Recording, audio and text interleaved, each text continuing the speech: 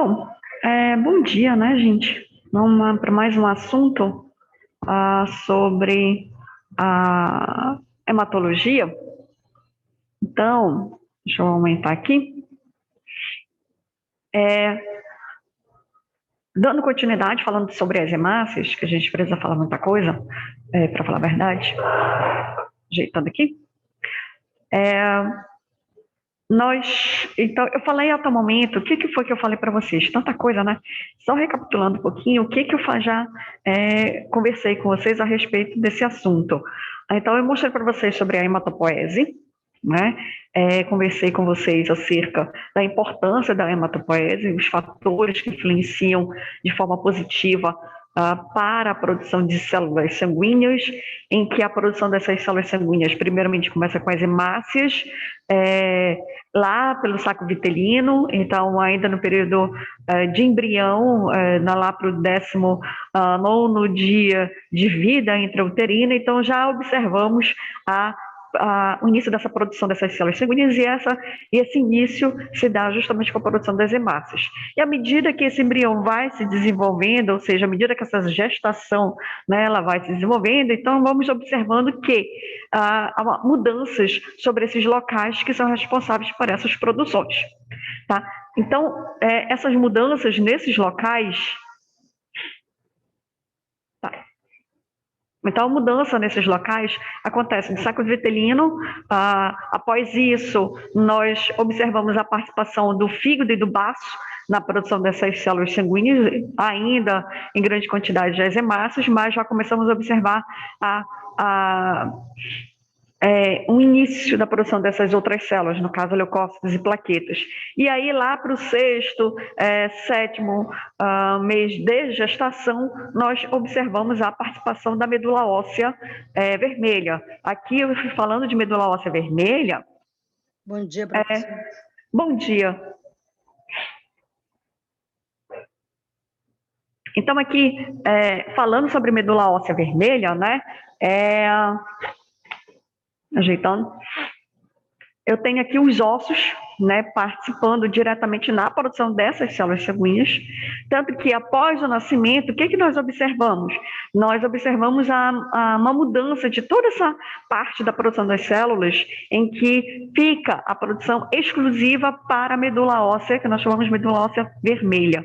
Então, ela é o que nós chamamos de tecido hematopoético, ele que é o responsável pela produção de todas as células sanguíneas. E essa medula óssea vermelha, ela fica localizada nos ossos. Então, após o nascimento, o que nós observamos? Em que praticamente todos os ossos do corpo humano, eles são produtores de células sanguíneas. E à medida que a gente vai envelhecendo, esses ossos eles vão ficando restritos a pontos ou locais específicos nessa produção.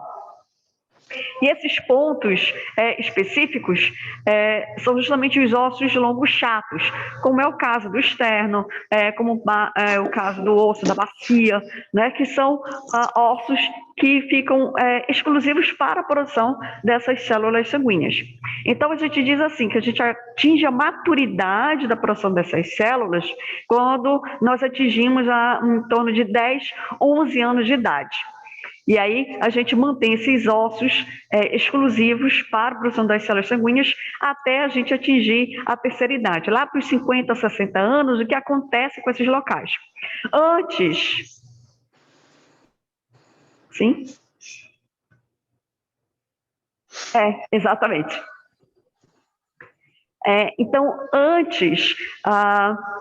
que nós tínhamos uma medula óssea desse tamanho, à medida que a gente vai envelhecendo, ou seja, da fase adulta e vai chegando na fase da terceira idade, né, a partir dos 50, 60 anos, o que era medula desse tamanho, ela vai começando a diminuir cada vez mais. Então, essas mudanças que a gente observa na questão da medula óssea, do tamanho dessa medula óssea, ela reflete diretamente na análise do hemograma, tá? Então, por isso que nós precisamos observar sempre a questão da idade do paciente com a hematopoese, com o tamanho dessa medula óssea vermelha, para podermos entender se o paciente ele vai desenvolver algum tipo de problema de saúde, no caso, algum problema na produção de uma dessas células ou de todas as células. E aí, em seguida, eu falei para vocês sobre a eritropoese, produção de hemácias. Então, eu falei para vocês que a produção das hemácias, ela acontece exclusivamente na medula óssea vermelha, ou seja, está dentro da hematopoese. Né? E aí nós temos células em que estão responsáveis pela manutenção dessas hemácias, né? Então, são células que estão comprometidas, que eu posso dizer, com a parte mitótica, ou seja, vai realizar várias e várias mitoses para sempre manter uma quantidade X de hemácias ou de células primitivas que vão dar origem a essas hemácias. Então, toda a produção das hemácias ela acontece justamente na medula óssea vermelha. O que a gente observa quando finaliza o processo de maturação e diferenciação celular dessas hemácias? É que, ao sair da medula óssea, nós observamos a presença de reticulócitos. Reticulócitos são células que acabaram de sair da medula óssea, mas elas ainda apresentam restos de organelos, restos celulares, que esses restos celulares vão ser retirados em um período de 24 horas. E após esse período de 24 horas, a gente não vai ver mais reticulócito. E sim, eu vou ver o que? Hemácia exclusivamente. E essas hemácias, elas têm um tempo aí de sobrevida de mais ou menos 110, 120 dias. E aí, gente, ai, coceirinha gostosa no nariz que a máscara provoca. E aí, quando essa hemácia está finalizando, né, o seu ciclo de vida, então eu tenho um papel aí do baço, em que ele vai fazer a retirada dessas hemácias que já estão velhas, não só hemácias, mas também plaquetas. E aí esse baço retira as hemácias, ele inicia o processo de quebra, de degradação da hemácia.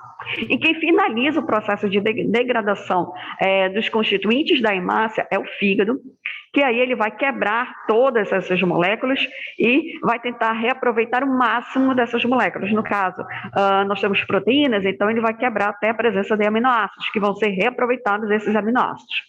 O ferro ele vai ser transportado através da transferrina para locais que necessitam do ferro. Então, ele vai ser quase que exclusivamente transportado de volta para a medula óssea vermelha, né, que esse ferro vai ser reaproveitado para a formação de novas hemácias durante o processo de hemoglobinização, tá? E aí nós mantemos esse ciclo o tempo todo, né, em relação às hemácias, em que as hemácias elas precisam de fatores específicos para a sua produção, para a manutenção de uma quantidade adequada dessas hemácias. E quais são esses fatores? Nós temos a eritropoetina, um hormônio lá proteico, que é sintetizado pelo rim, em que o rim ele vai detectar a questão da hipóxia tecidual. Uma vez que ele detectou a hipóxia tecidual, isso já estimula a produção desse hormônio. Né? E esse hormônio ele vai atuar diretamente lá na eritropoese, nas células primitivas, ou seja, no proeritroblasto ou pronormoblasto, para que ele aumente a sua mitose, aumente a quantidade, e isso reflita justamente no aumento da quantidade dessas hemácias. Outros fatores que vão influenciar, nós temos o ferro, que é importantíssimo, esse ferro para o processo de hemoglobinização, né? Esse processo de hemoglobinização inicia mais ou menos lá no eritroblasto policromático, em que ocorre uma alta internalização desse ferro, para que a gente consiga, no caso, para que a molécula, para que a célula consiga produzir o máximo dessas hemoglobinas, a gente possa chegar em torno de 200, 250 milhões de hemoglobinas em cada hemácia. E ainda tenho a influência da vitamina B12 e do ácido fólico, que são importantes no processo de regulação da síntese de DNA e RNA, e isso reflete diretamente no tamanho dessas hemácias. Por que eu precisei fazer todo essa, recapitular tudo isso? Porque todas essas informações, elas vão se casar, elas vão se encaixar justamente agora que eu preciso falar sobre as patologias, no caso, as anemias em si. E tem essa janelinha, filha da mãe, que está me deixando meio pau da vida. Tá? Então, tudo isso aqui, gente, acaba sendo muito importante, todo esse processo, todo esse conhecimento, porque é isso que eu vou utilizar para poder iniciar a minha compreensão sobre o processo de anemia. E aí, quando eu falo de anemia, vai, filho, anemia, isso, obrigada. E quando eu falo de anemia, peraí, gente, que isso aqui tá me deixando meio...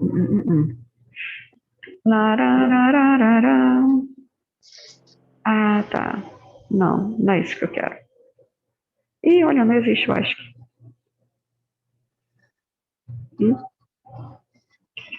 peraí. Que ponto, né? Nós chegamos. Conte até 10 que passa.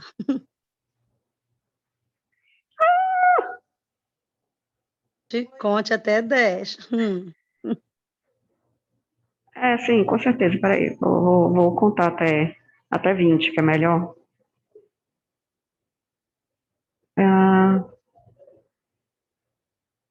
Carambolas, papapá, larará. Peraí. Tá, obrigada.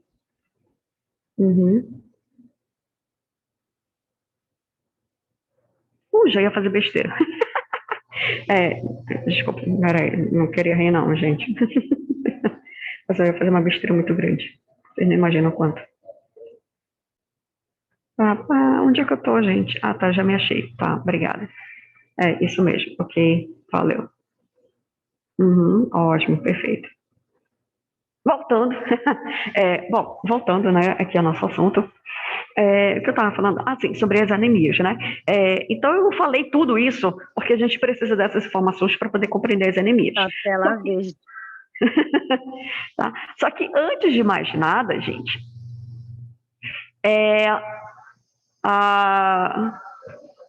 eu preciso falar o seguinte, que a questão da anemia não é um problema, é um problema só da região norte, ou é um problema só da região nordeste, ou é um problema, sei lá, dessas duas regiões. Não, isso é um problema mundial, tanto que a OMS classifica que o quadro de anemia, especificamente anemia ferropriva, é um problema de saúde pública mundial. Então, hoje, devido a essas mudanças do estilo de vida, dos nossos hábitos alimentares, então isso reflete diretamente no quadro de anemia. Então, em algum momento da nossa vida, nós tivemos um quadro de anemia. Pode ter sido um quadro leve ou um quadro mais grave de anemia, mas cada um de nós tivemos em algum momento, ou vários momentos, justamente a presença da anemia. Então, a OMS estima que em torno de 30% da população mundial esteja com a anemia. Isso são dados antes da pandemia, né? Após a pandemia, ou melhor, durante a pandemia, eu não sei se houve uma mudança em relação a esse quadro, devido também a várias outras mudanças de estilo de vida. Então, isso reflete justamente isso reflete, gente, vai, filho, abre para mim. A tela do slide está verde? Sério isso? Vocês estão conseguindo ver o slide? Agora tá dando de ver, eu lhe falei, se ela não viu. Não, não ouvi. Agora não, agora tá ótimo. Tá ótimo? Tá.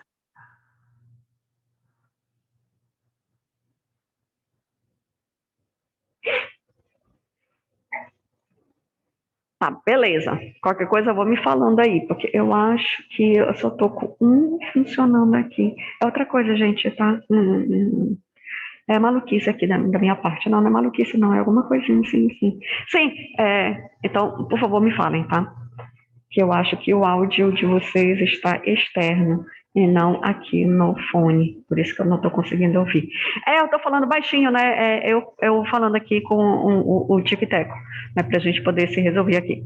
Bom, então, pelo fato da anemia ser um problema a nível mundial, então a gente precisa, de fato, não só identificar, mas ajudar, auxiliar o médico ou outro profissional de saúde para que possa contornar esse problema. Porque uma vez identificado um quadro de anemia, então a gente precisa fazer um processo de tratamento, de prognóstico, para saber se essa anemia vai ter um quadro responsivo ou não ao tratamento, né? E isso tudo incide justamente na questão desse nosso estilo de vida que influencia diretamente nesses quadros patológicos. Então, aqui eu também coloquei que acontece no fato de estar presente, principalmente nos países ditos subdesenvolvidos, né? Então, ele atinge principalmente a América Latina, a África, a parte do Sudeste Asiático, uma parte do Oriente Médio. Então, os países que estão em desenvolvimento são os países mais atingidos por conta dessa falta ou da incidência da anemia. Isso não quer dizer que eu não vou observar, por exemplo, pacientes com anemia na Europa, ou na América do Norte, no Canadá. Não, na verdade eu ainda vou observar esses quadros de anemia, mas não vai ser tão intenso quanto nesses outros países aqui.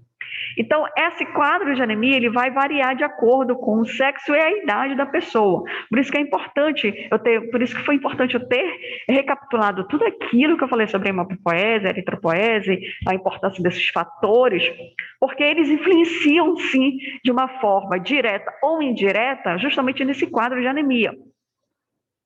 E aí eu coloquei aqui essa questão dessa reserva, né? Justamente da reserva da hemoglobina, falando da hemoglobina especificamente, é que nós temos uma diferença muito grande em relação a homens e mulheres. E essa diferença, claro, a gente sempre vai bater na mesma tecla, que é em questão ou em relação à massa muscular, tá? Mas saibam que a anemia é um quadro recorrente. Então, no laboratório, você vai ver pelo menos, na rotina do laboratório, pelo menos um paciente com quadro de anemia.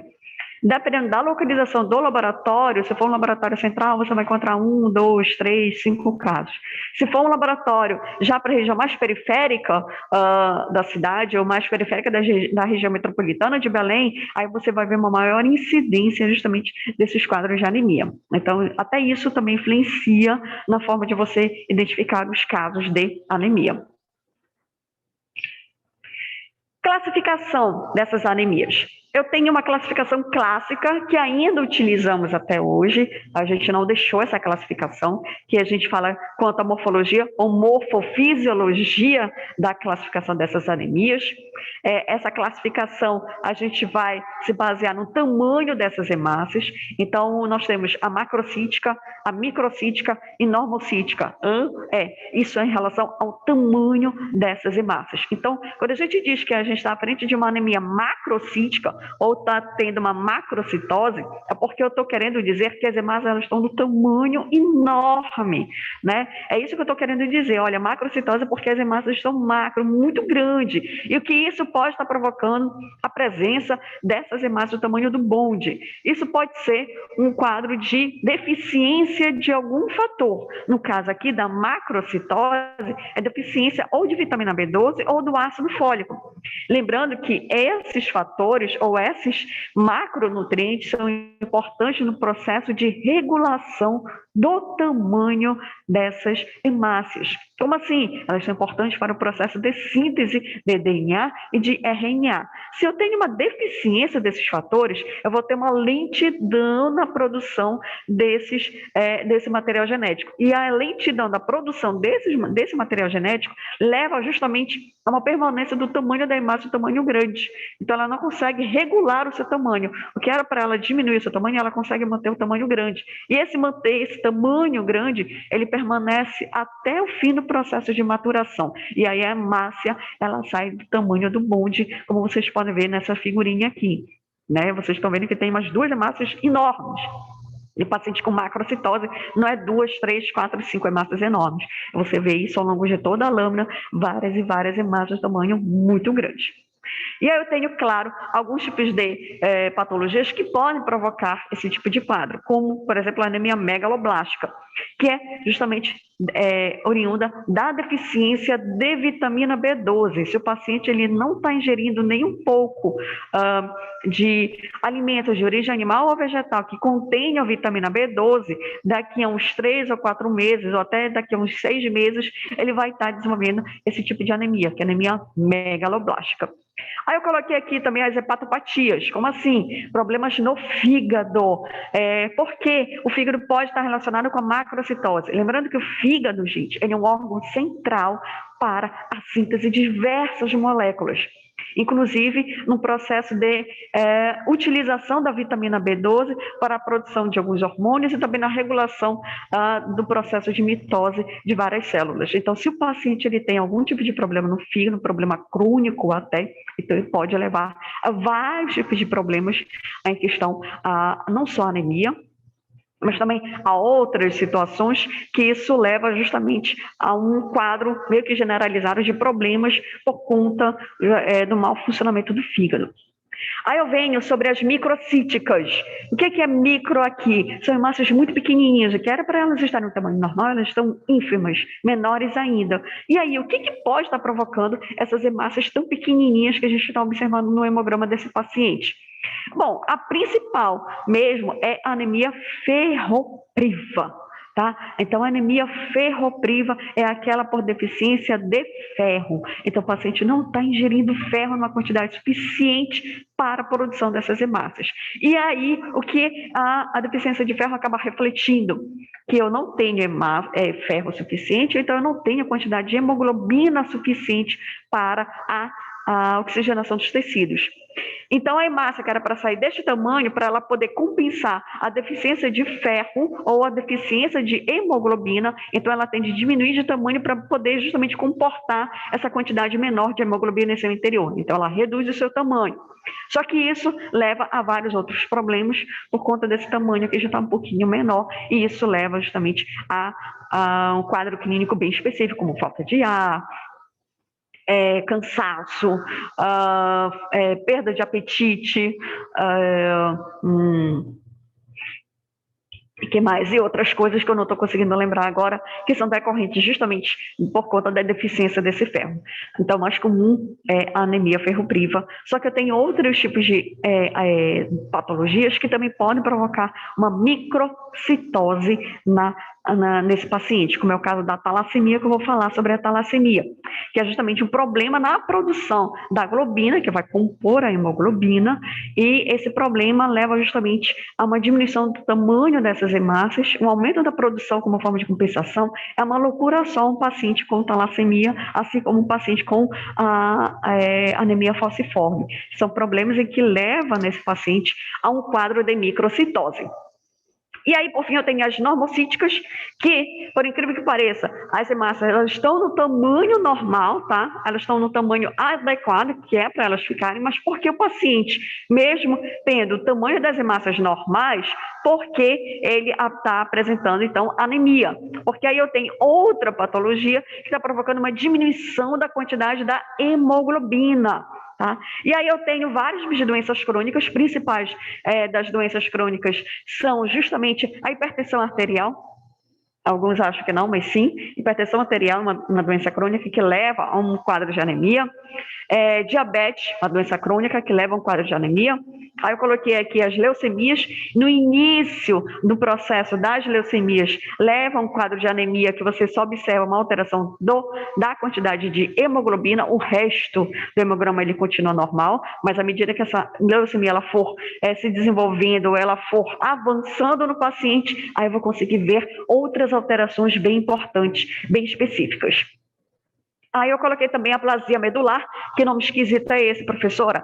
A aplasia medular, gente, é quando eu trabalho ou quando eu observo que a medula em si, ela não consegue responder ou ela não consegue mais produzir essas células sanguíneas. Aí eu não vejo só uma deficiência da produção de hemácia, mas eu vejo também uma deficiência da produção de leucócitos, uma deficiência de produção de plaquetas. Então acaba sendo uma união de tudo isso. E aí eu preciso estudar por que o paciente chegou nesse quadro de aplasia, ou seja, em que a sua medula óssea não está mais conseguindo produzir essas células sanguíneas. E aí eu preciso, nesse paciente, para que ele entre no quadro rápido de necessidade de transplante de medula óssea, porque a medula óssea dele não está mais respondendo a mais nada.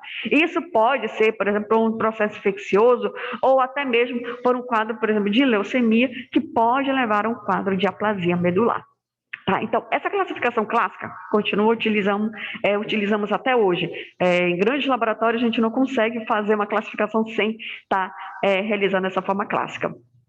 A atual mesmo é essa bem aqui em cima, quando a gente utiliza os reticulócitos, tá? Por quê? Os reticulócitos, eles refletem justamente como é que está a resposta da medula óssea. Ou seja, se o paciente está apresentando um quadro de anemia, por exemplo, então o nosso organismo ele tenta compensar o quadro de anemia, aumentando ou estimulando mais a medula óssea no aumento da produção dessas células sanguíneas. Rapaz, que é isso já? Tá? Aumentando a produção dessas células sanguíneas. E aumentando a produção dessas células, no caso das hemácias, eu vou ver um aumento da quantidade de reticulócitos. E aí eu posso fazer uma combinação das informações. Se o paciente está tendo um aumento da quantidade de reticulócitos, então quer dizer que esse paciente está tendo uma medula responsiva. Ou seja, a medula óssea está conseguindo responder. Não. Na verdade, a megaloblástica é oriunda da falta de vitamina B12, tá? Tá, Leida? É vitamina B12. Tá? Tá. Então, assim... tá. Não, tudo bem. Pode perguntar assim. Tá? É deficiência de vitamina B12, a megaloblástica. Muito bonitinha a megaloblástica. Bonitinha assim para a gente que está estudando, né? Para o paciente nem tanto, como eu sempre digo, tá? Então, assim, a presença de reticulócitos, né? Ele acaba sendo importante para a gente poder meio que observar de forma indireta como é que está a medula óssea desse paciente. Se a medula óssea está conseguindo responder, o que eu quero dizer com responder? Ela está conseguindo aumentar a produção de hemácias, então vou ver um aumento da quantidade de reticulócitos. Porém, se eu não estou conseguindo ver um aumento da quantidade de reticulócitos, então significa que a medula óssea desse paciente não está conseguindo responder da melhor forma possível.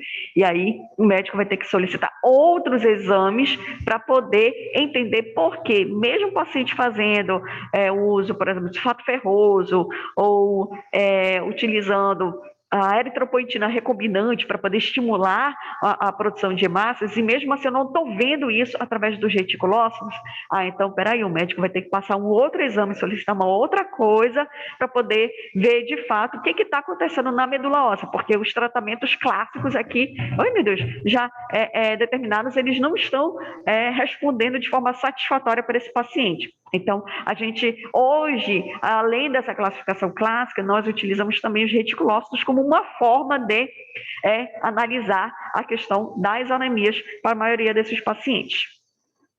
Só que, claro, eu não tenho só isso.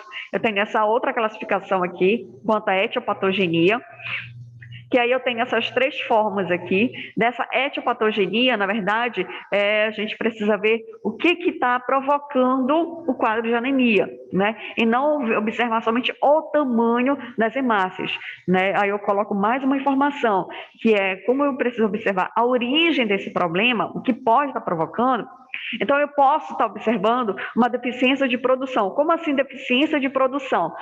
As hemácias, por algum motivo, elas não estão conseguindo produzir uma quantidade suficiente para suprir a necessidade do nosso corpo. E isso leva a uma deficiência na produção dessas células, no caso das hemácias especificamente. O que pode ser? Aí eu já vou ver, por exemplo, a anemia ferropriva, que é por deficiência de ferro. Vou ver a anemia megaloblástica, que eu vou observar que, na verdade, o paciente está tendo problema na questão da absorção de vitamina B12. O quadro de leucemia, que eu tenho uma alteração completa na medula óssea do paciente. Então, isso são doenças que levam a uma deficiência na produção dessas hemácias, tá? Um outro tipo é o excesso de destruição. O que é esse excesso de destruição? As hemácias, elas estão sendo produzidas numa quantidade certa, ideal para o nosso corpo. Só que, por algum motivo, elas estão sendo destruídas ainda muito jovens. Basta lembrar que o tempo de sobrevida das hemácias, gente, é até 110, 120 dias, né? Esse é o tempo máximo que uma hemácia consegue sobreviver no nosso corpo, ou seja, o máximo aqui de 3 meses. Mas por algum motivo ela está tendo a sua vida encurtada. O que era para chegar a 110, 120 dias, ela está sendo destruída ou morrendo mais cedo, com 90 dias, com 30 dias, com 15 dias, com 100 dias, tá? Né? Encurtando esse tempo. Então aqui a gente fala de excesso de destruição. E aí eu preciso analisar o que está provocando essa destruição dessas hemácias.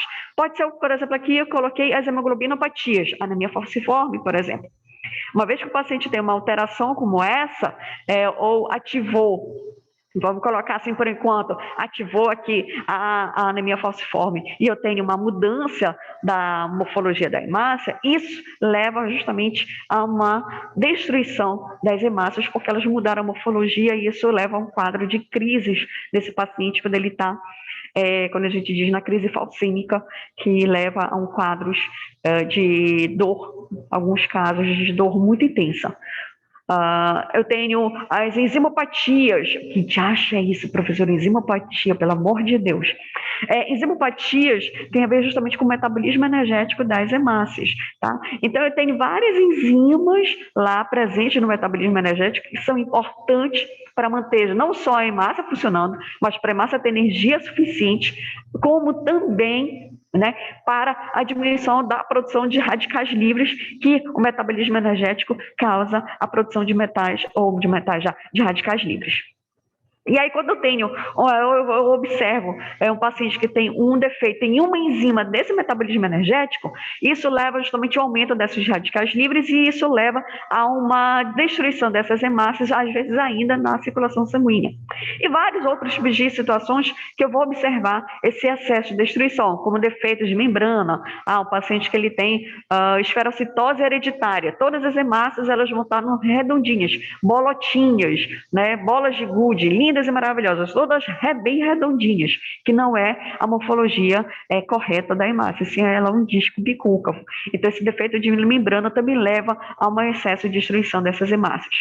Aí eu coloquei autoanticorpos, infecções. Os autoanticorpos são anticorpos produzidos pelo nosso próprio organismo contra as hemácias. Então, esse excesso de destruição aqui, eu tenho a participação quase que exclusiva do baço. Por quê? O baço é que ele faz a retirada de hemácias velhas. Só que aqui eu não estou falando de hemácia velha. Aqui eu estou falando de patologias que levam a alteração na membrana da hemácia, na estrutura da hemácia.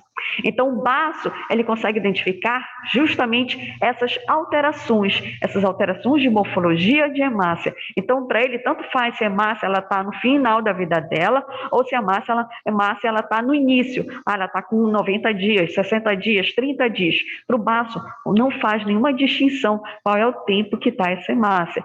Uma vez que ela tem uma alteração na sua membrana, na sua estrutura, para o baço, ela já não serve para realizar a sua função, que é a oxigenação dos tecidos. Então, por isso, nós chamamos de excesso de destruição.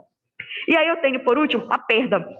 O que seria essa perda? A perda aqui, gente, é hemorragia, quadro hemorrágico. E esse quadro hemorrágico pode ser um quadro hemorrágico agudo. O paciente ele acabou de sofrer um acidente e então ele está tendo aqui uma perda sanguínea muito intensa, só que essa perda sanguínea aqui, ela ainda não vai refletir nenhum quadro de anemia no paciente, nesse primeiro momento. Bora ver daqui algumas horas, alguns dias, o que isso vai provocar um quadro de anemia no paciente. Ou pode ser um quadro de hemorragia crônica. O paciente ele está perdendo sangue ali, olha, faz tempo.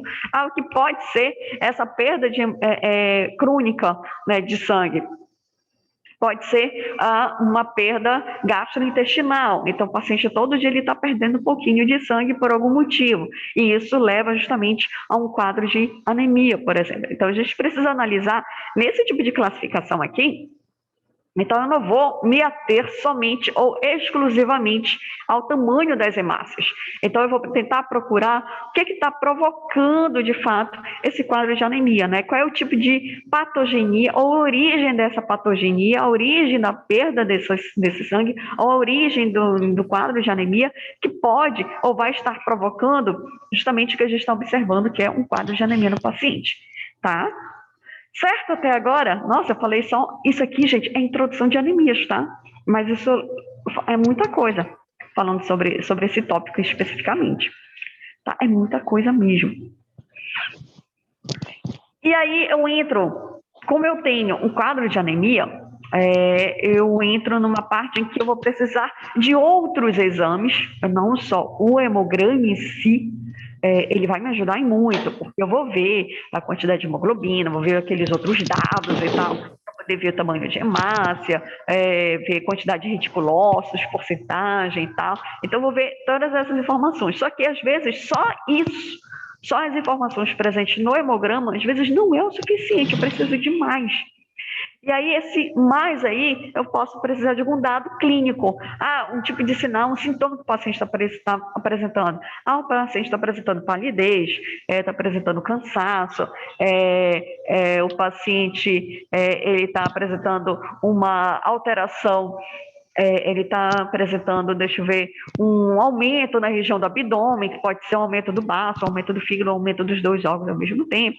Então é bom, além do hemograma, a gente ter algum tipo de sintoma, algum tipo de sinal, algum dado clínico que nos ajude a entender mais ainda aquele hemograma. Ah, só hemograma? Bora ver o que tem mais ainda de exame para esse paciente. Ah, não tem só hemograma. O médico, olha só, o hemograma, além do hemograma, o médico pediu ferro sérico, pediu ferritina, transferrina. O que isso quer dizer, gente? Isso, quando eu tenho aí ferro sérico, ferritina e transferina, eu quero saber como é que está a questão do ferro, desde o momento que ele é transportado até o momento que ele é armazenado. Então, aqui o ferro sérico é para ver o quanto tem de ferro no trânsito, ou seja, na circulação sanguínea, para saber se a quantidade de ferro no plasma é o suficiente para poder, ou ele está abaixo do que a gente espera, para poder justamente justificar aquele quadro de anemia. Ou ainda, eu preciso verificar se eu tenho uma boa reserva de ferro. E aí, para poder checar essa boa reserva de ferro, eu vou ter que dosar a quantidade de ferritina, porque é ela que vai me dizer como é que dá a dosagem de ferro do paciente. Ou melhor, a parte do armazenamento de ferro. Se tiver uma quantidade de ferritina muito baixa, então significa que o paciente ele não está ingerindo uma quantidade de ferro suficiente. Então, é isso que está provocando quadro de anemia. Ferro sérico está normal, ferritina também está normal. Mas o problema do paciente, na verdade, está na transferrina. Qual é o papel da transferrina aqui? Ela vai transportar o ferro a nível plasmático, ou seja, ela vai sair de lá do enterócito e vai até a medula óssea transportar esse ferro, que é o local que está sendo requisitado esse elemento. E aí, por algum motivo, o paciente não está conseguindo produzir ou não tem uma quantidade suficiente desse tipo de proteína. Digamos, o paciente está com uma hepatopatia grave aí. Opa, hepatopatia grave, ou seja, fígado.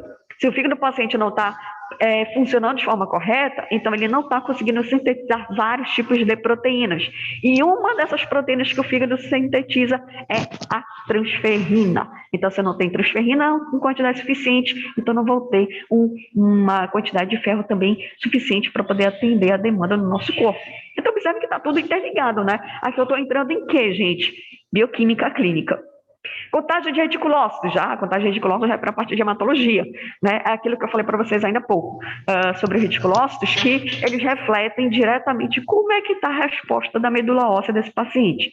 Se tiver uma quantidade de reticulócitos muito alta, então significa que o paciente está tendo aí uma boa resposta, a medula óssea dele está conseguindo produzir essas hemácias. Ah, não, está muito baixa, muito abaixo do esperado essa contagem aí, ou essa quantidade de reticulócitos. Então significa que tem alguma coisa de errado na medula óssea desse paciente. Aí vão precisar de mais exames para poder investigar mais ainda. Aí eu tenho muitas outras coisas. Bilirrubinas, que é importante, porque em caso das bilirrubinas, quem faz o processo de conjugação do material é justamente o fígado. Então, bilirrubina é oriunda do processo de conjugação. E se o fígado está ocorrendo, ou se está tendo uma grande quantidade de bilirrubina, então a gente precisa ver o que está provocando um aumento da quantidade de bilirrubina, que isso também está relacionado diretamente com o quadro de anemia. Aí tem a eletroforese de hemoglobina, HB aqui. O que é essa eletroforese? Eu vou ver como é que está a quantidade ou a relação dessa hemoglobina. Eu vou falar um pouquinho mais sobre essa eletroforese quando eu falar sobre as hemoglobinopatias, sobre as talassemias, a anemia falciforme, aí entra um pouco essa história da eletroforese para vocês poderem entender. E aí, para a gente poder fechar esse slide aqui, então eu tenho também o mielograma. O que é esse mielograma? É um exame muito específico em que eu vou fazer uma perfuração no osso.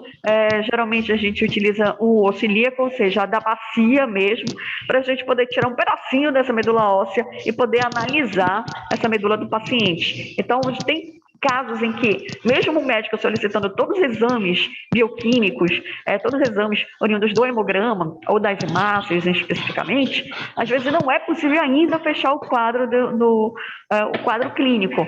E o que ajuda a fechar, de fato, acaba sendo o mielograma. Mas o mielograma é o último recurso que o médico ele vai solicitar para poder fechar o quadro do paciente. E são casos bem específicos em que vai ser solicitado esse mielograma. Então, a gente não, um caso não vai ser perfurado lado do osso, a torta e a direita, para poder checar assim, só estou a fim de checar o mielograma, né? Só estou a fim de checar como é que está a medula óssea. Não, a gente tem ainda todos esses exames antes de chegar nesse, que é muito mais invasivo, mas que para os casos de leucemia, ou que o paciente não está produzindo hemácia em uma quantidade suficiente, que ele não está sendo responsivo aos tratamentos terapêuticos adequados, né? Aí sim o médico pode solicitar o mielograma para poder checar. Eu quero ver como é que está a medula óssea.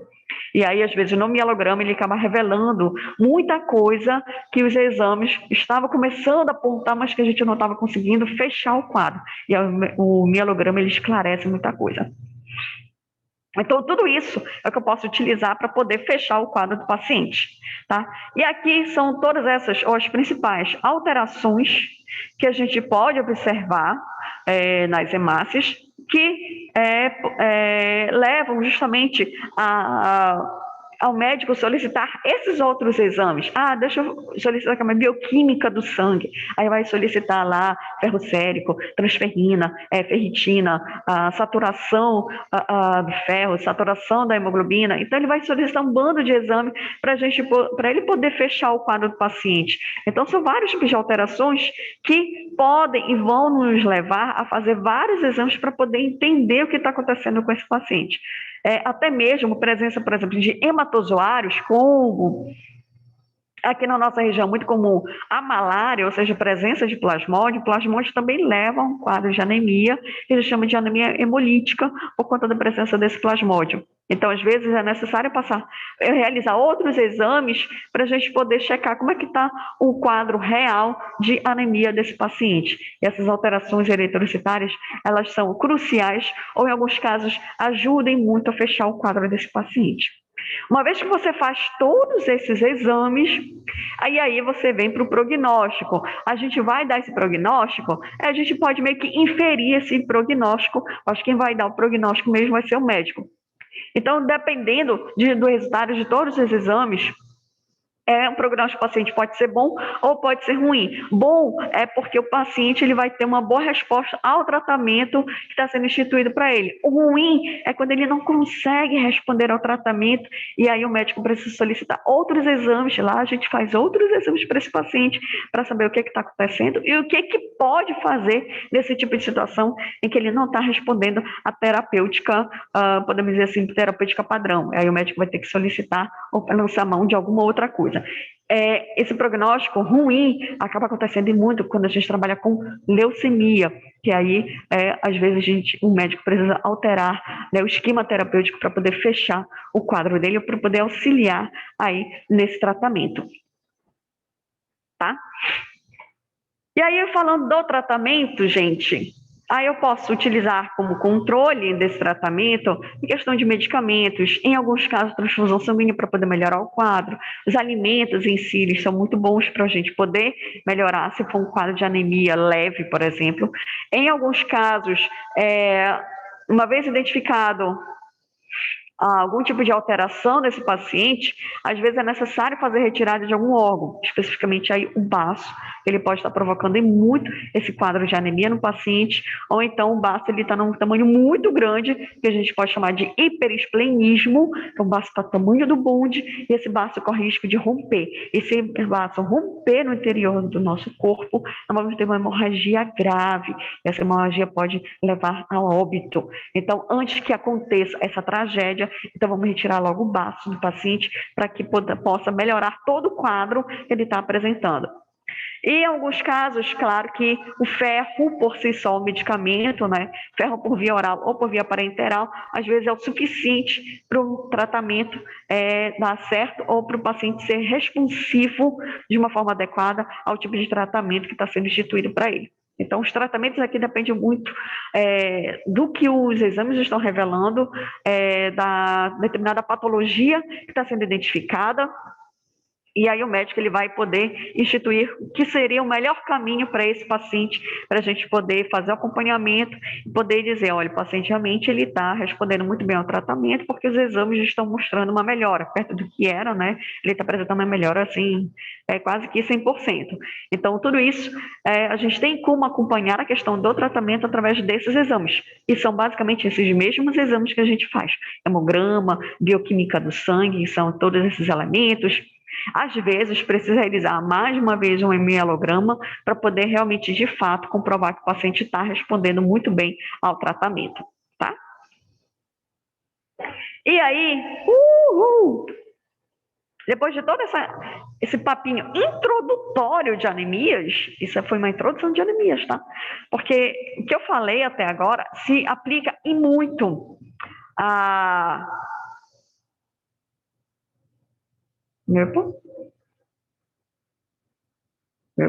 Tá. O que eu falei até agora sobre anemias se aplica muito, gente, na rotina mesmo do laboratório.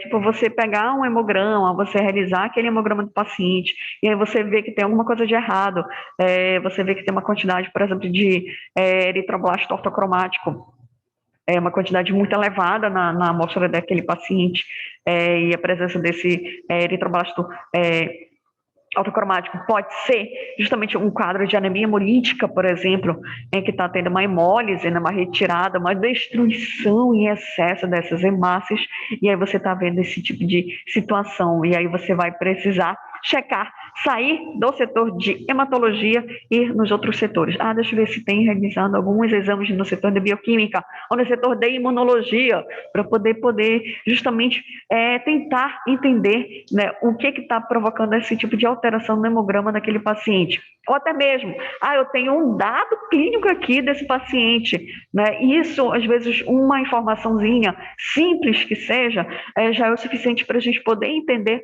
todas essas alterações. Por quê? Hemograma em si, o setor de hemato, ou melhor, quando a gente trabalha com hemograma, não basta só fazer hemograma e liberar. Não dá para fazer isso. Você precisa entender o que está provocando de alteração para você poder liberar, ou para você poder, pelo menos, decidir. Dá para liberar agora? Dá. Tá, sim, então libera. Não dá. Vamos primeiro estudar por que está tendo essas alterações, bora procurar outras informações, outros dados, para saber se eles realmente conseguem explicar as alterações que eu estou vendo agora, nesse momento, no hemograma.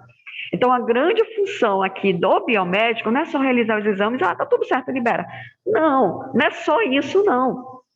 É você ir além dos números. Então, quando a gente trabalha no setor de hemato, tem muita gente que ama trabalhar no setor de hemato. Por quê? Você faz esse papel de detetive nesses casos.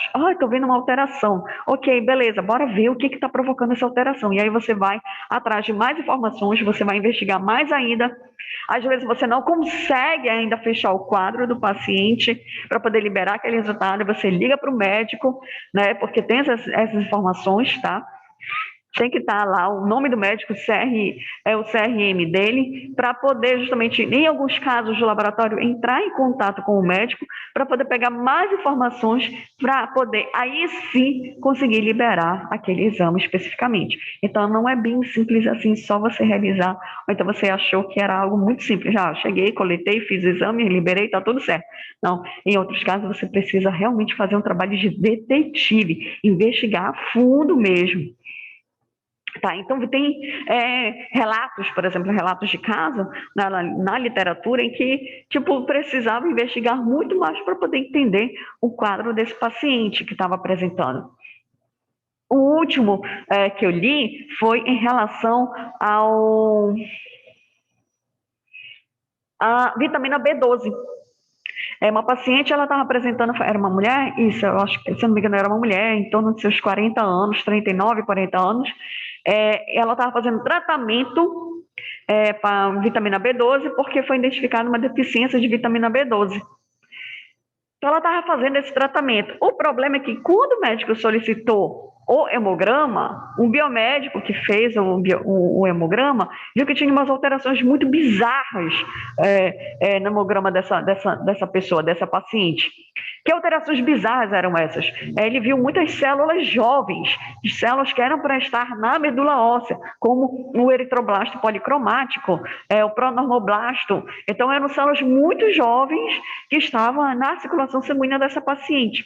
E para prejudicar um pouquinho mais a vida desse relato, ou desse biomédico, essas células muito jovens, elas estavam em formatos muito anômalos, assim, muito diferentes do que a gente consegue, ou do que a gente visualiza de forma,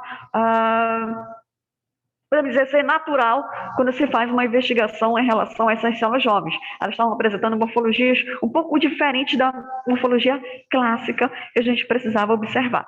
E aí ele foi fazer a investigação de, mas por que já essa paciente está tendo toda essa alteração?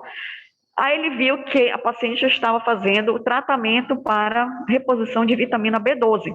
Mas ele olhou assim, mas vitamina B12, ela não vai influenciar diretamente, ou pelo menos achava que não ia influenciar diretamente na parte da eritropoese.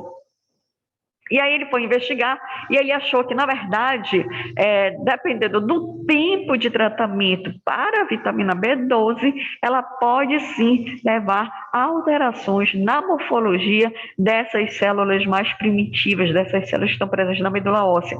E isso pode provocar justamente um aumento dessas células, ou seja, vai aumentar a mitose dessas células, e o aumento dessa mitose dessas células acabava provocando células meio anômalas, meio diferentes do que a gente estava acostumado a ver, e isso estava refletindo diretamente no hemograma desta mulher.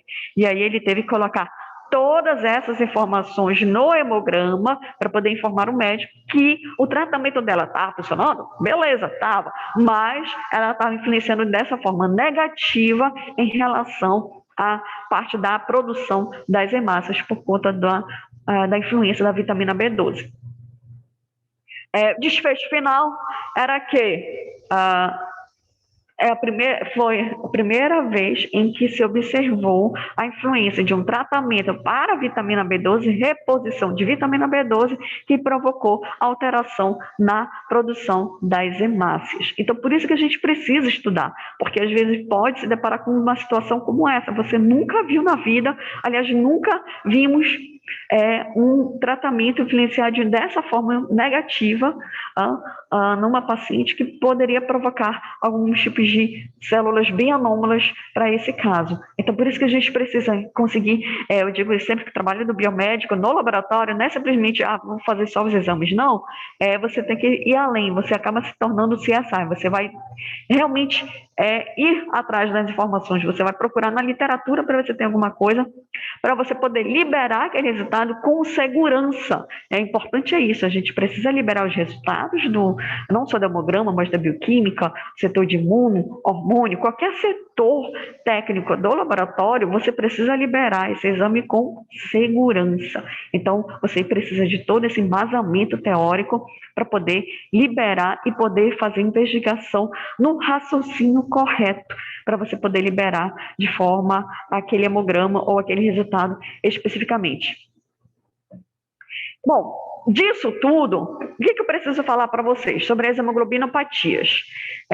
Hemoglobinopatias são patologias que afetam especificamente a hemoglobina ou a hemácia especificamente, tá? No caso aqui, diretamente a hemoglobina que acaba sendo a principal afetada nesse tipo de patologia, o conjunto de patologias. E para a gente poder entender esse conjunto de patologias, a gente antes precisa entender como é a produção da hemoglobina, tá? Ou especificamente da globina, né? Então, dentro desse conjunto de patologias que afetam diretamente a hemoglobina do paciente, nós temos a anemia falciforme, nós temos as talassemias e ainda temos as enzimopatias. Dessas enzimopatias, gente, eu não vou falar muito sobre elas, porque eu tenho vários tipos de enzimopatias, só que eu tenho duas que acabam sendo importantes, Na verdade, uma que acaba sendo muito importante, que é a deficiência de G6PD, que eu tenho vários pacientes aqui no nosso estado com esse tipo de patologia. Mas as principais mesmo, ou a carro-chefe que a gente precisa identificar, são a anemia falciforme e as talassemias, porque eu tenho essas duas patologias ocorrendo aqui no nosso estado de uma forma bem natural, bem mais, numa quantidade muito mais elevada do que vocês poderiam imaginar. Tá? Então, essas duas aqui, elas são um carro-chefe para a gente poder entender essas hemoglobinopatias.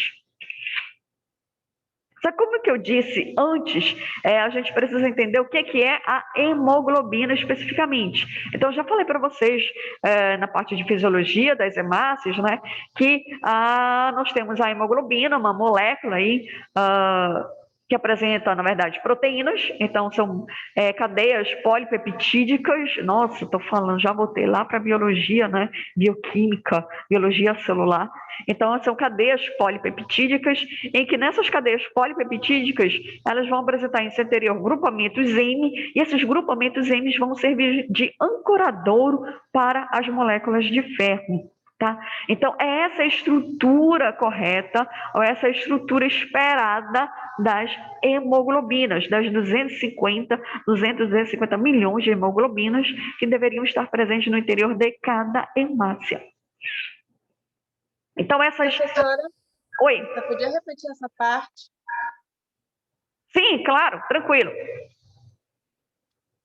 O que eu estava falando é que a hemoglobina é uma estrutura muito importante, em que ela é composta por cadeias polipeptídicas, ou seja, ela é constituída por proteínas, tá? Que nós chamamos de globinas, e essas proteínas, elas são importantes para manter o arcabouço para a inserção do grupamento M. Esse grupamento M, ele também tem um papel muito importante, porque ele serve também de ancoradouro para as moléculas de ferro. Então, ela tem essa estrutura, a hemoglobina, então ela tem essa cadeia polipeptídica, né, que são duas cadeias alfa e duas cadeias beta, que nós chamamos assim, essas cadeias polipeptídicas, e essas cadeias polipeptídicas, elas têm esse formato bem complexo para poder proteger a molécula de ferro, porque essa molécula de ferro, ela tem que estar no estado ferroso, que é o estado adequado para o transporte de oxigênio.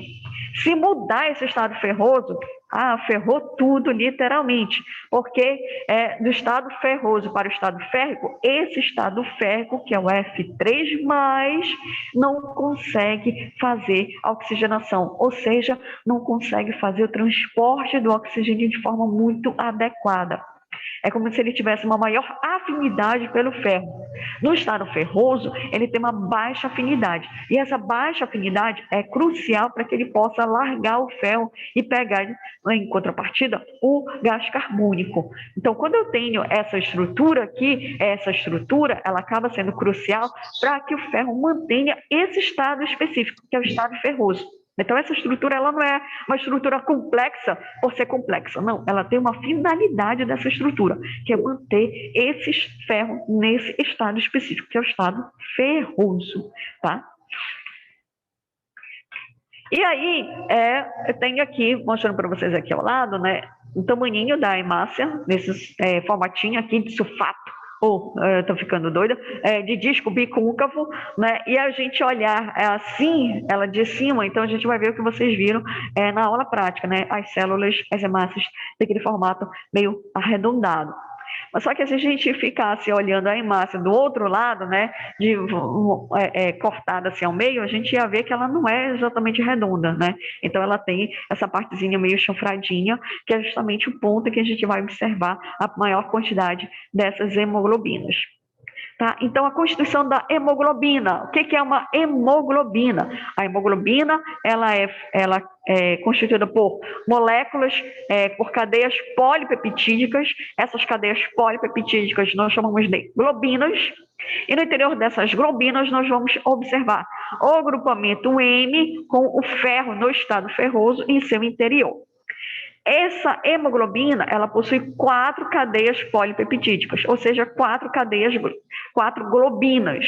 Dessas 4 globinas, nós temos 2 globinas que nós chamamos de alfa e 2 globinas que nós chamamos de beta. Complicou? Sim, complicou bastante agora. Então, vamos passar para cá.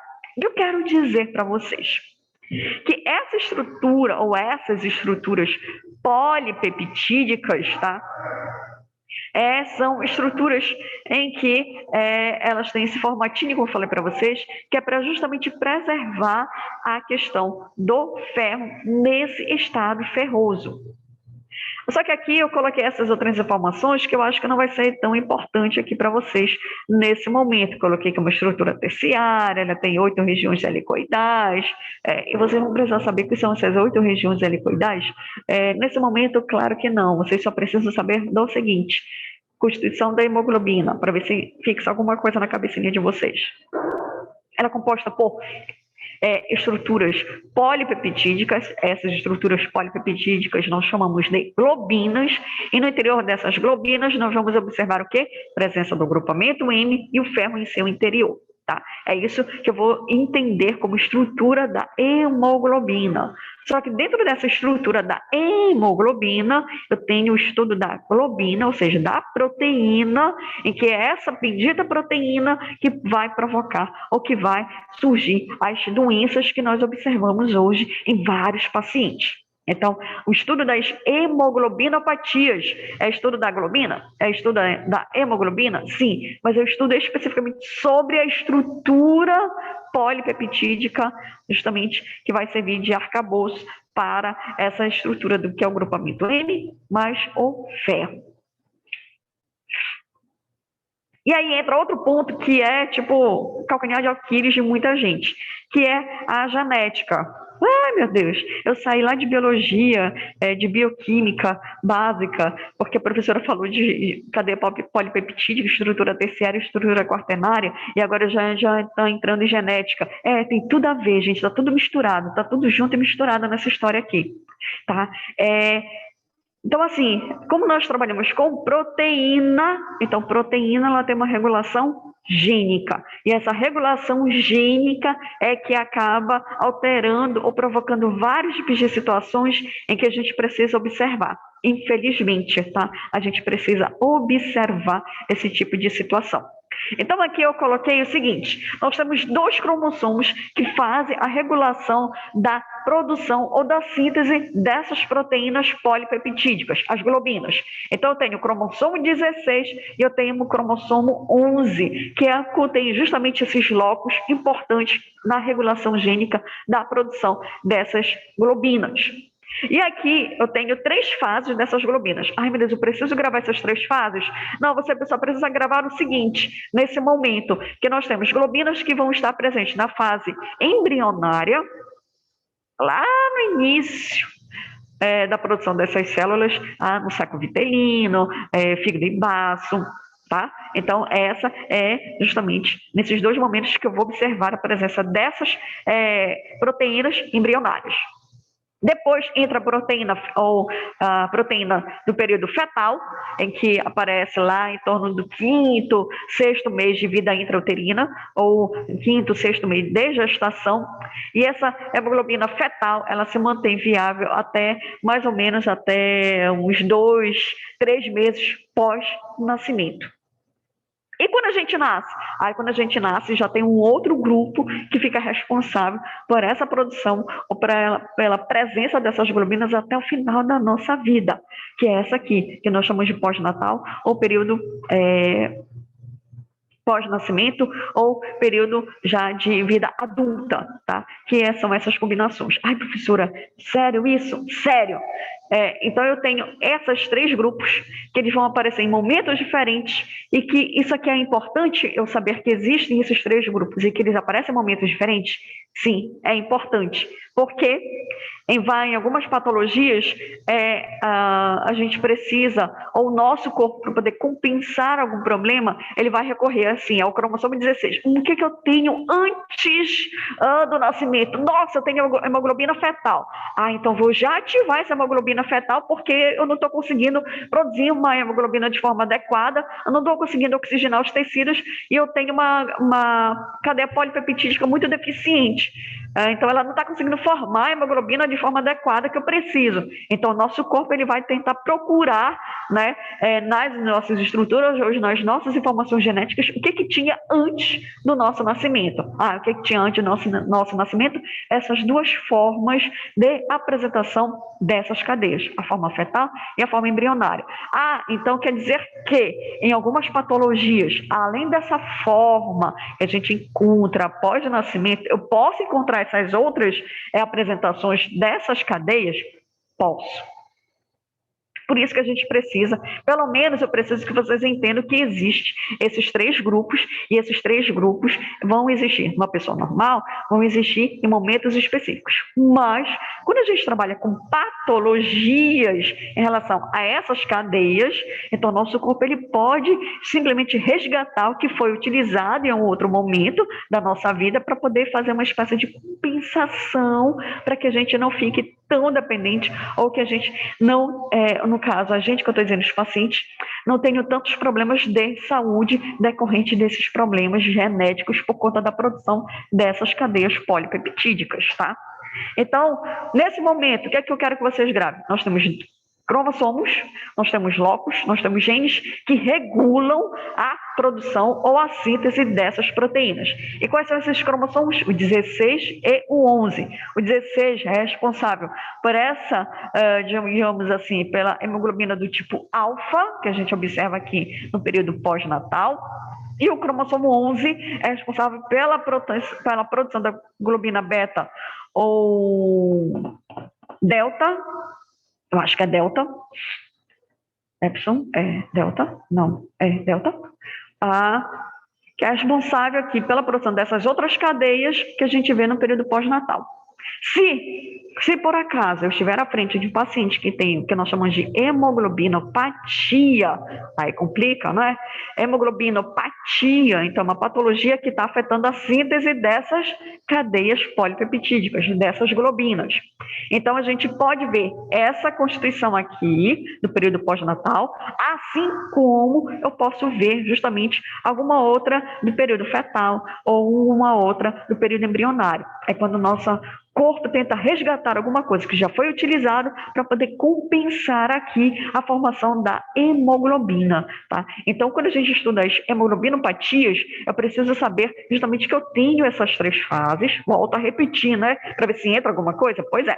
Então, eu tenho essas 3 fases. A mais importante é essa aqui, a finalzinha, porque é ela que vai estar presente no período pós-natal. Ou seja, quando a gente nasce, é essa constituição aqui da hemoglobina que a gente vai observar até o resto da nossa vida. Porém, entretanto, todavia, se o paciente tem uma anemia falciforme, se o paciente tem uma talassemia, então, além dessa estrutura aqui, eu posso observar esse tipo de estrutura junto com essa. Eu posso observar essa estrutura aqui pós-natal com alguma estrutura do período embrionário. Então, nosso corpo ele tenta resgatar alguma coisa do que já foi utilizado no período embrionário, no período fetal, para poder compensar um erro que está acontecendo agora pós-nascimento.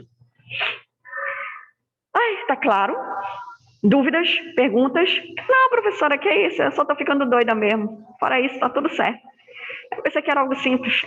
Também pensei que era algo simples. E algo muito mais complicado, com certeza, muito mais. Vocês nem imaginam quanto. Né? Em vez de eu melhorar, né, a vida de vocês, eu só tô piorando mais ainda. Que é o meu trabalho, é claro. Tá, então assim... E por que eu preciso saber que tem esses 3 grupos de proteínas, 3 grupos de globinas?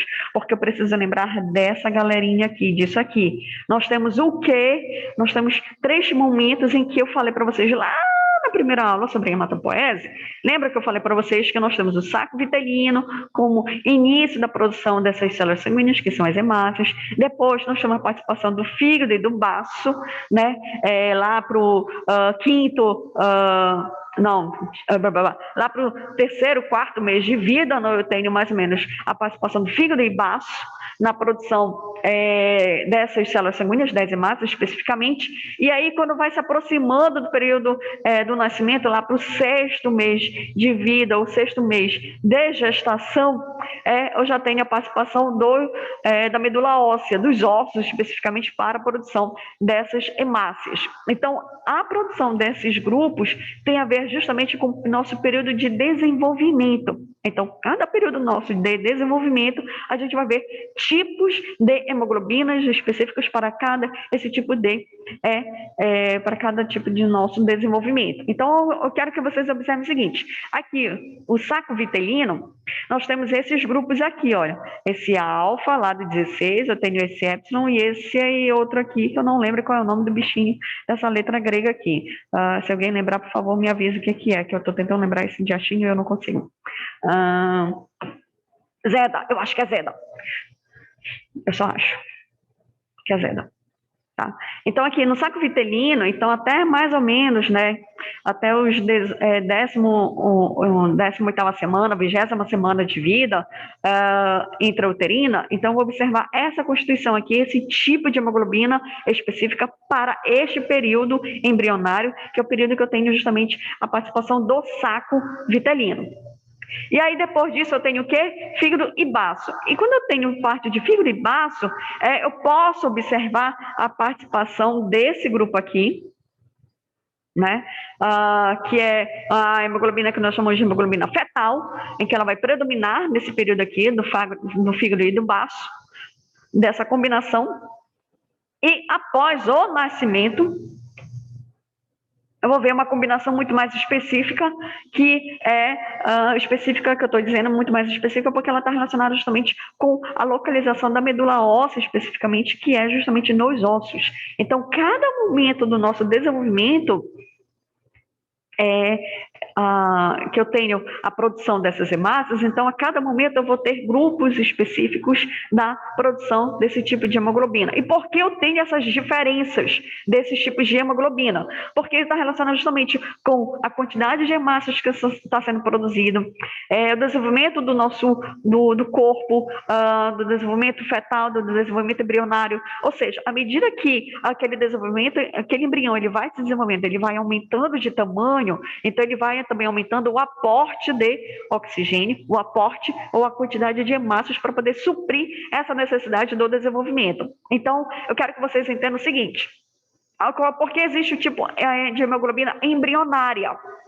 Porque quem produz é o saco vitelino, não só pelo saco vitelino, mas porque nesse momento nós temos o embrião ele é muito pequenininho, então eu tenho vasos sanguíneos muito minúsculos, então eu não preciso de, que eu posso dizer, de uma hemoglobina muito complexa, muito grande, para poder suprir a necessidade ainda no período embrionário. Só que não fica eternamente como embrião, então ele vai se desenvolvendo, vai saindo do formato de embrião, ele vai até entrando no formato de feto especificamente. E aí, à medida que ele vai aumentando de tamanho, esse tipo de hemoglobina, a embrionária, ela já não é o suficiente para poder suprir a necessidade de um corpo que era desse tamanho, que agora ele está desse tamanho, que é o período, que é o feto. Então, aqui eu já preciso mudar o tipo de hemoglobina para poder ser mais adequada ao tamanho daquele feto que está se desenvolvendo. Aí, por isso que a embrionária sai de circulação e entra um outro tipo de hemoglobina, a fetal. Porque agora, esse tipo de hemoglobina, a fetal, ela vai ser específica para esse momento, né, em que eu tenho um aumento cada vez, assim, um aumento que vai sendo observado durante o período gestacional, o aumento daquele feto. Então, para poder acompanhar o aumento do feto, e o aumento não só do feto, mas do aporte de oxigênio, no aumento da circulação sanguínea, o aumento de vasos, um coração mais atuante, então eu preciso de uma hemoglobina que seja adequada para este momento. Então, a fetal é muito mais adequada do que a embrionária para esse momento. E aí, quando a gente vai se aproximando do período que precisa nascer, ou seja, lá para o 9º mês, 8º mês, 7º mês de gestação, ou seja, a partir do 6º mês de gestação, além do baço e do fígado, eu tenho já a participação do quê? Da medula óssea, dos ossos. E aí, esses ossos que eles vão também já auxiliar numa mudança desse período ou da mudança do tipo de hemoglobina. Então, o baço e o fígado não são mais necessários nesse momento, e aí eu preciso de outra molécula mais adequada para a oxigenação dos tecidos. Então, essa molécula mais adequada é a molécula do tipo de hemoglobina adulta, que a gente vai observar logo após o nascimento, e que ela vai ser predominante até o fim da nossa vida. Ou seja, o que eu quero que vocês entendam é que esses tipos de hemoglobina, elas são justificadas, a existência delas, devido justamente a cada momento do desenvolvimento, no nosso desenvolvimento, desde o momento em que há um surgimento de um coração rudimentar, dos primeiros vasos sanguíneos, então eu preciso de um tipo de hemoglobina que se adeque a essa necessidade naquele momento. E à medida que a gente vai aumentando o nosso tamanho e a complexidade do nosso organismo, então eu preciso também mudar o tipo de hemoglobina para poder acompanhar esse tipo de desenvolvimento, desse tipo de alterações, para poder justamente não ter problemas em relação à produção das hemácias ou não ter problemas em relação à oxigenação adequada dos tecidos, tá? Então, por isso que eu tenho esses 3 grupos, esses 3 tipos de hemoglobina, porque elas são justificadas para cada momento do nosso desenvolvimento. Ui, tá certo? Nossa, muita coisa, né? Entenderam até essa parte, gente? Por favor, não fiquem aí caladinhos pensando ou se descabelando ou pensando que, eu não sei, do tipo, o que eu estou fazendo aqui, né? Por que eu estou estudando isso? O que eu quero da minha vida, tá? Perguntem, não se acane em perguntar. Se vocês não estiverem entendendo alguma coisa, pergunta que eu volto com todo o prazer do mundo para poder explicar e deixar bem claro todas essas informações para vocês. Bom, já que está todo mundo ainda caladinho, né? Então eu acho que estão entendendo ou estão desesperados. Eu vou ficar com a primeira parte. Desesperada, professora. Desesperada, Sério, porque assim, eu, né, particularmente, muita coisa, assim, para um dia só. Mas assim, já deu de pegar o princípio, né? Como eu estou comentando aqui com a minha irmã. O princípio já deu, né? Uhum. De entender. Certo. Eu sei que o volume de informação é muito grande, gente. Mas é aquilo que eu falei para vocês, né? O tamanho da hematologia é isso aqui que eu preciso fazer com que ela entre nesse ponto aqui. Então, é esse tamanho para isso aqui que eu tenho para poder colocar as informações. E aí, como eu falei para vocês logo naquele nosso primeiro dia de aula, não tem como eu falar de tudo como eu gostaria, tudo. E aí eu tenho que direcionar para as partes mais importantes ou que vocês podem encontrar numa rotina de laboratório. Aí as outras coisas que eu não falei, tem no livro.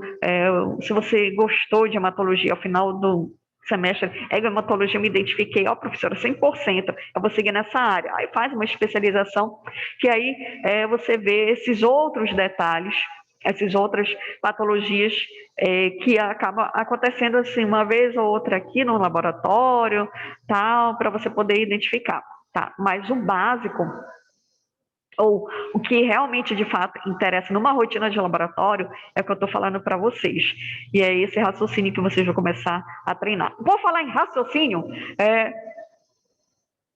Na próxima aula que eu estou dizendo, na próxima aula prática, é isso que eu estou querendo dizer, eu vou trazer algumas lâminas de algumas patologias, e aí eu vou introduzir para vocês o primeiro caso clínico, tá?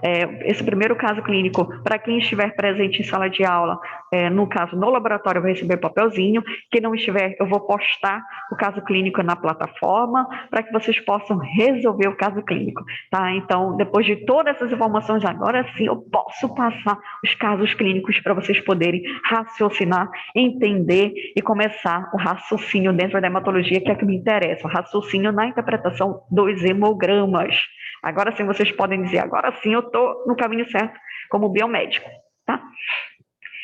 Professora, Bom, oi? Diga. Essas palavras que estão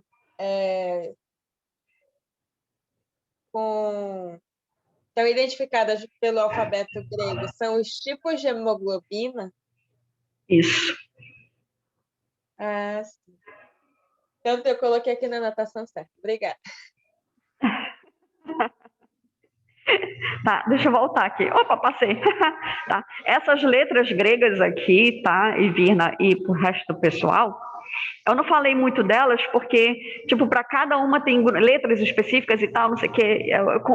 No meu ponto de vista, falando disso já é complicado. Imagine falar assim, olha, o tipo embrionário você vai encontrar essa configuração, com esse tipo de essa letra grega com essa letra grega. Nossa, isso dá um nó na cabeça que, pelo amor de Deus.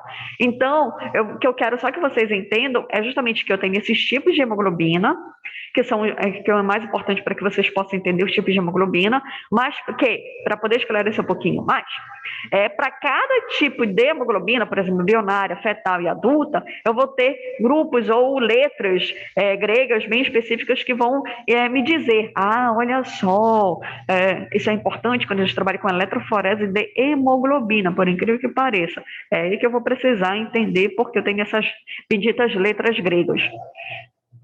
E aí eu preciso entender como é que está a distribuição, qual é o tipo de hemoglobina que está presente em maior quantidade ou predominante no paciente. Aí eu preciso ver qual é que está no período, qual é o tipo de composição dessas letras no período fetal, composição no período adulto, essa composição dessas letras no período embrionário, tá? É por isso que eu tenho essas letras, essas benditas letras gregas, é porque elas vão estar presentes em momentos específicos e eu só vou precisar saber delas ou dessa combinação dessas letras quando a gente trabalha com eletroforese de hemoglobina. Eu vou falar sobre isso? Vou falar sobre eletroforese de hemoglobina, sim. Infelizmente, eu tenho que falar sobre ela. E aí sim, nesse momento que eu trabalho com eletroforese de hemoglobina, aí eu preciso saber quais são essas letras gregas que vão estar presentes em cada um desses grupos aqui bem específicos, tá? Só por isso, Virna. Tá ok, professora. Obrigada. De nada. E aí, a gente vai iniciar, nossa, depois de falar tudo isso, agora que eu vou iniciar sobre hemoglobinopatia, né? Vocês viram que é muita coisa, pelo amor de Deus. E aí, o que é que eu preciso falar? Eu acho que eu vou falar só o início, porque é muita coisa que eu preciso falar também. Nós classificamos como hemoglobinopatias porque são doenças hereditárias. A anemia falciforme é uma doença hereditária. A talassemia é uma doença hereditária. Deixa eu ver. Problemas em relação ao grupamento M. Tem problemas em relação ao grupamento M, professora? Tem problemas em relação ao grupamento M. Os pacientes que têm problemas no grupamento M é que nós chamamos de porfirias. E aí essas porfirias podem provocar no paciente algum tipo de grau de sensibilidade à luz, problemas gastrointestinais, dependendo do tipo de problema no grupamento M, o paciente pode ter problemas neurológicos, cardiogênicos, e assim vai. Tá? Só que eu não vou falar de porfirias porque é muita coisa. E aí eu acho que sobre as porfirias, é um ou outro caso que a gente encontra na rotina do laboratório. Das hemoglobinopatias, as que chamam atenção e as que a gente precisa ter um cuidado maior na sua identificação são justamente essas duas doenças, as talassemias e a anemia falciforme, porque elas estão presentes na nossa rotina, no nosso dia a dia, e eu preciso identificar essas pessoas. Então, eu posso ter dois tipos de problemas ou dois tipos de situações em relação às hemoglobinopatias. A primeira é quando eu tenho um problema na quantidade na síntese dessas cadeias, era para ter uma quantidade X dessas cadeias polipeptídicas ou dessas cadeias de globinas, era para ter uma quantidade X e eu tenho uma quantidade X menos 2. Então, era para ter isso aqui, aí eu estou vendo que eu estou tendo uma deficiência na produção, na quantidade dessas cadeias. E quando eu tenho essa alteração na quantidade dessas cadeias, é o que eu vou chamar esse tipo de alteração como talassemia. Eu vou falar delas. Ou então, eu tenho uma alteração na estrutura dos aminoácidos na sequência dessas cadeias polipeptídicas. Aí eu vou encontrar a anemia falciforme. É bem interessante, porque parece ser a mesma coisa, ou parece que elas provocam o mesmo tipo de situação, mas não, elas são bem diferentes nesse sentido, mas por serem doenças hereditárias causadas por esses defeitos genéticos, tem casos que a gente vê uma mistureba entre elas, e aí eu vejo paciente que tem anemia falciforme misturada com talassemia, que virou uma beleza para a gente poder estudar, que é o contrário, tá? Aí a gente só fica mais doida ainda do que já está. É só isso, é só para aumentar a nossa loucura. Só. Bom, das hemoglobinopatias, o que a gente precisa entender de fato sobre elas? Então, aqui eu coloquei essa imagem que eu tirei do meu livrinho, que mostra justamente a origem de todas essas patologias. Então, observe aqui, talassemia. Olha só onde é que ela está presente, a talassemia. Né? Ela está presente aqui, olha, no Sudeste Asiático, né? Vai embora. Está presente em alguns pontos aqui no Oriente Médio, uma parte da África. E, opa, olha só onde é que ela está aqui, gente. Península Ibérica. Espanha e Portugal. Mediterrâneo. Tem também, opa, olha aqui, tem também a Itália. Nós não temos comunidades italianas, nós temos comunidades portuguesas, nós não temos comunidades espanholas, ou nós não temos essas influências dessas populações em nosso Brasilzão? Temos! Então, é aí que está explicado porque nós temos casos de talassemia no nosso estado ou no nosso país. Tá? Então, é aí que está a origem de tudo. Nós não tivemos também aquele processo de migração japonesa. Sim, tivemos. Onde é que está o Japão, gente? O Japão também aqui, olha só. Olha o Japão. Também entra também nessa história da presença das talassemias. Viram? Então tem uma justificativa. Por que nós temos essas benditas doenças aqui no nosso país? Então tem a ver justamente com esse processo migratório. Dessa galera que veio desses outros locais, decidiram, vou morar no Brasil, ou vamos ocupar o Brasil. Então, eles não só ocuparam o Brasil, mas como também trouxeram essas patologias lindas e maravilhosas para a gente poder estudar. Aí eu tenho anemia falciforme. Anemia falciforme, onde está verdinho. Vamos ver onde é que está verdinho, onde é que está verdinho. Verdinho, olha só, tem vários pontos de verdinho. Mas olha só onde é que está presente em grande quantidade esse verdinho. Aqui na África. E nós não tivemos o tráfico negreiro no Brasil. Nós não tivemos o processo, o período escravocrata aqui. Tivemos. E de onde vieram esses escravos? Justamente desses pontos aqui. Então, agora está explicado por que eu tenho anemia falciforme aqui no Brasil.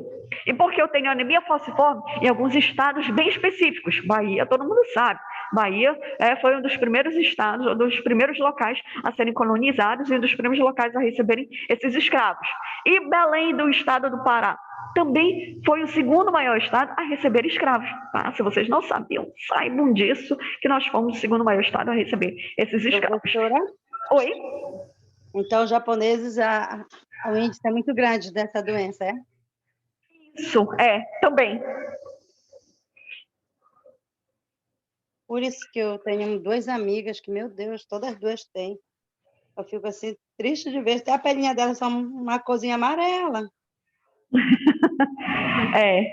Tudo isso por conta da decorrência da doença, tá? Então, todas essas doenças aqui que eu estou mostrando para vocês, elas têm uma justificativa, né? Elas não apareceram assim, opa, apareceu do nada. Não, elas vieram de algum momento. E esse momento foi justamente desses processos migratórios que o Brasil recebeu esses povos.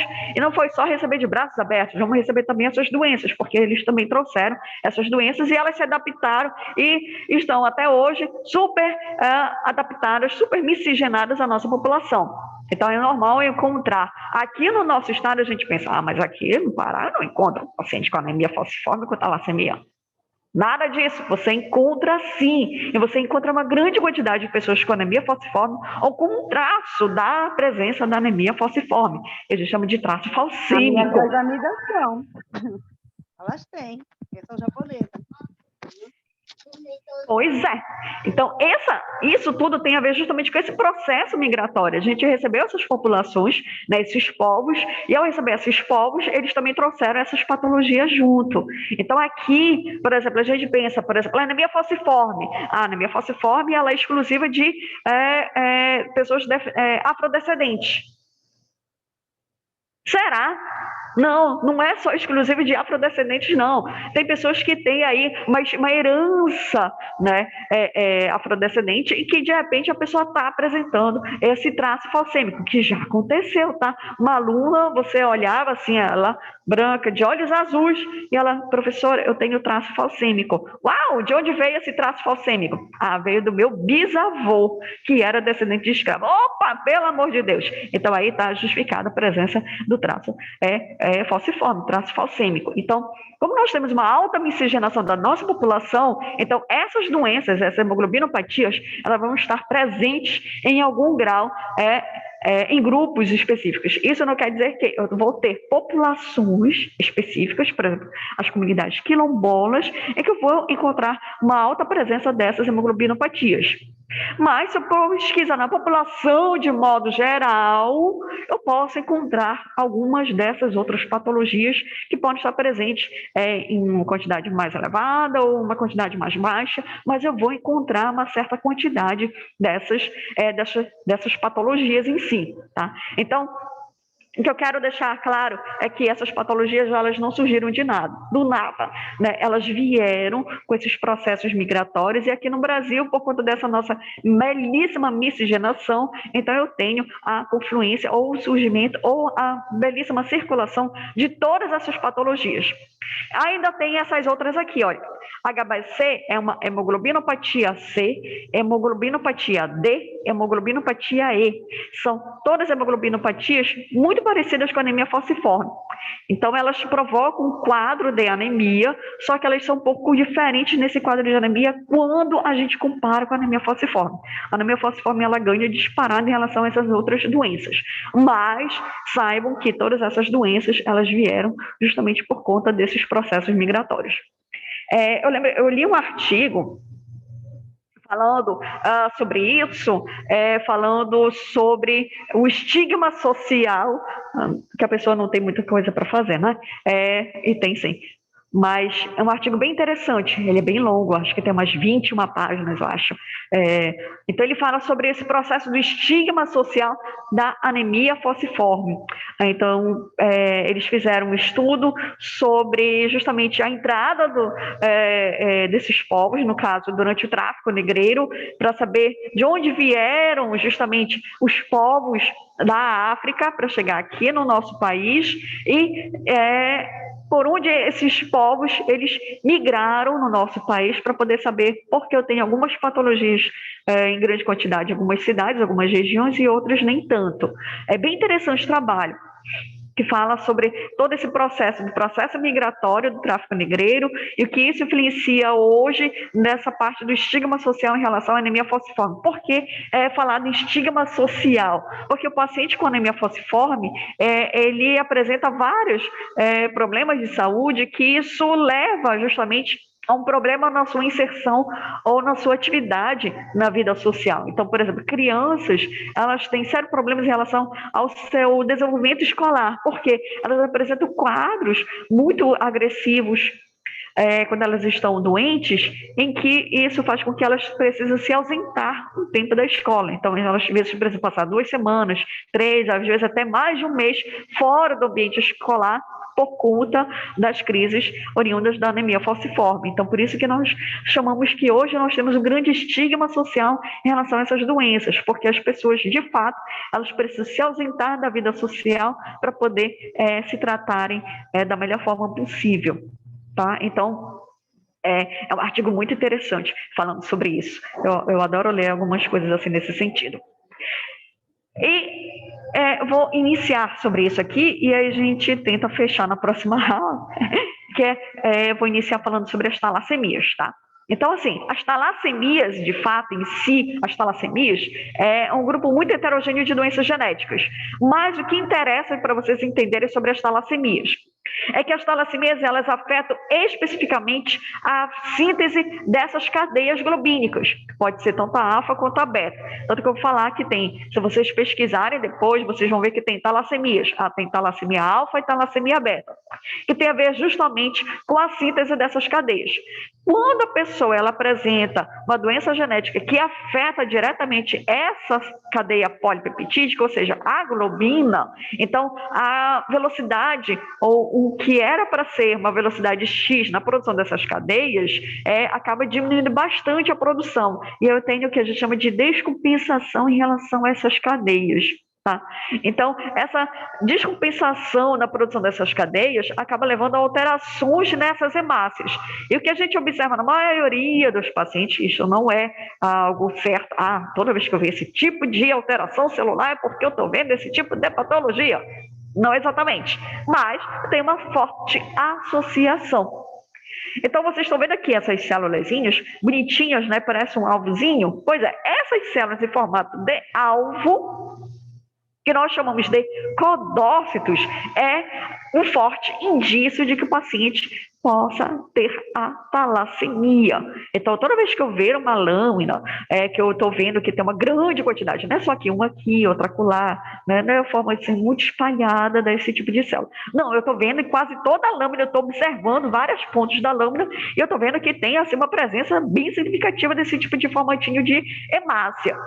Então, se eu estou vendo uma grande quantidade de codócitos, é bem provável que eu estou à frente de um paciente com talassemia. Aí eu só preciso identificar qual é o tipo de talassemia que esse paciente apresenta. Tá? Então, vejam que eu tenho uma estrutura, uma morfologia que pode me indicar alguma coisa e a partir daí eu posso começar a minha investigação sobre esse tipo de doença. E aí eu vou parar por aqui, porque eu preciso falar sobre alfa-talassemia, beta-talassemia, e aí é uma outra história que aí eu vou precisar da atenção de vocês, e eu sei que vocês já estão cansados de ouvir tanta coisa, assim como eu estou cansadinha já de falar muita coisa. Tá?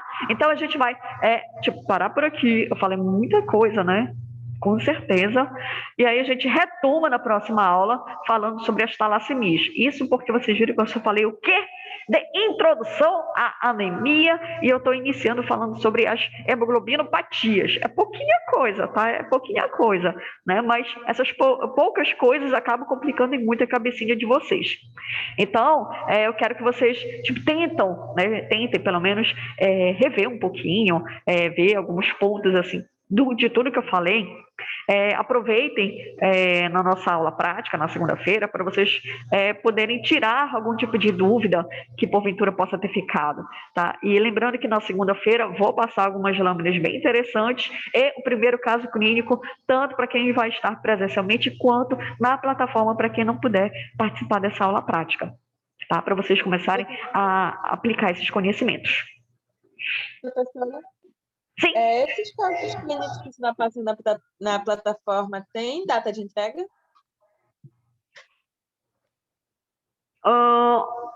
Até antes da prova. Esse é o período certo. Tá? Tá ok. Obrigada. De nada. Vale lembrar também, gente, que eu coloquei na plataforma 2 atividades, tá? Que são das atividades práticas. Ou seja, para quem estava presente na aula prática e para quem não estava presente na aula prática, é bom responder lá, porque todas essas atividades elas irão compor os belíssimos 3 pontos que vocês têm direito, tá? Então, são aquelas 2 atividades práticas que já estão postadas lá na plataforma, que elas já estão valendo nota aí em relação aos 3 pontos. O exercício de fixação é só exercício de fixação, então depois eu vou responder esse exercício de fixação. Ainda tem mais exercício de fixação, tá? Tem mais 2 ainda para a gente poder tentar fechar, ou pelo menos para vocês tentarem assim juntar as informações mais importantes para poder estudar para a prova. Pelo menos essa é a minha ideia. Certo, meus anjos? Oi. Tem algum livro, algum site na internet que a gente possa ler para conseguir resolver essas atividades? Eu já estou tentando há uns 3 dias e, tipo assim, faltam algumas alternativas que eu não consigo resolver de jeito nenhum. Maninha do céu. Eu acho que não. Vou dar uma olhadinha. Aí qualquer coisa eu coloco no grupo. Vou dar uma olhadinha. Para Ok. saber se tem. Certo? Obrigada. De nada. Professora, Oi. Oi. eu respondi aqueles 2 exercícios que tem lá na plataforma, Sim. e Aham. quando se termina, a gente aperta enviar. Certo.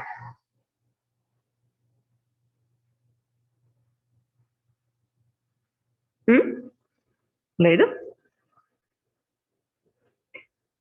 Aí eu enviei, eu queria as perguntas nossas. Uhum. Ela me entendeu? Não, falhou agora. Eu não entendi. Eu entendi que você enviou, mas aí o que aconteceu? É porque, assim, como eu enviei, eu quero saber como é que eu faço para mim ter uma cópia, né? Que, tipo assim, eu não tirei print, nadinha, né? Para mim, pra ficar para mim. E aí eu apertei de novo para ver, já vem o outro formulário para me responder de novo. Ele abre um novo.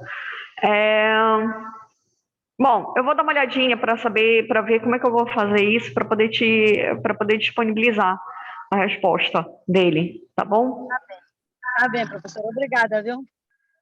De nada. Mais alguma dúvida, meu povo? Acho que não, né? Senão vocês já teriam Agora se. acabou, professora. Bora ver, professora, as dúvidas no dia da prova. Nesse dia vai surgir várias. Tá? Vou falar em prova, gente. O que vai cair na prova? Né? Vocês já se perguntaram? Quase tudo? Quase tudo. Tá? Todo dia eu me pergunto. Tá? O que vai cair na prova para vocês? Hematopoese, vai ter uma questão sobre hematopoese, podem ter certeza.